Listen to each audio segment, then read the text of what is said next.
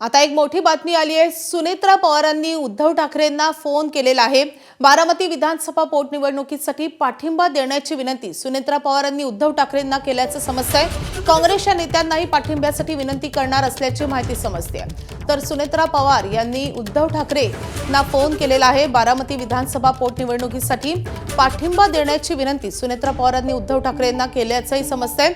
आता ठाकरेंप्रमाणेच काँग्रेसच्या नेत्यांनाही पाठिंब्यासाठी विनंती करणार असल्याची माहिती समोर येते आहे। आपले प्रतिनिधी वेदांत नेब आपल्या सोबत आहेत। वेदांत, माधवी, ज्या प्रकारे बारामती पोटनिवडणुकीसाठी काँग्रेस आपला उमेदवार देणार असल्याचं कळते, कारण ज्या प्रकारे बैठका काँग्रेसनी इतर पक्षांसोबत घेतल्या आणि महाविकास आघाडीतील इतर दोन पक्षांशी सुद्धा काँग्रेस चर्चा सुरू आहे।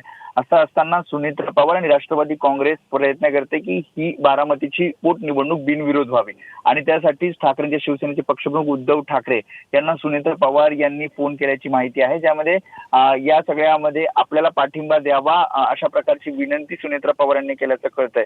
सोबतच ज्या प्रकारे काँग्रेस आग्रही आहे की राहुरी आणि बारामती या दोन्ही मतदारसंघामध्ये उमेदवार देण्याच्या हालचाली सुरू आहेत आणि त्यामुळे काँग्रेसच्या काही वरिष्ठ नेत्यांशी सुद्धा सुनेत्रा पवार आणि राष्ट्रवादी काँग्रेसचे काही नेते विनंती करणार आहेत की यामध्ये आपल्या पक्षाला पाठिंबा द्यावा।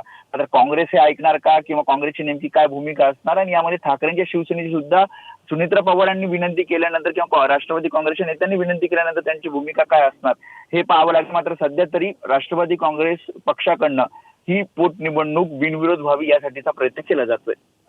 नक्कीच सुनेत्रा पवार यांच्या या प्रयत्नांना यश येणार का आणि काँग्रेस आणि ठाकरेंची शिवसेना त्यांना पाठिंबा देणार का हे पाहणं अत्यंत महत्त्वाचं असणार आहे।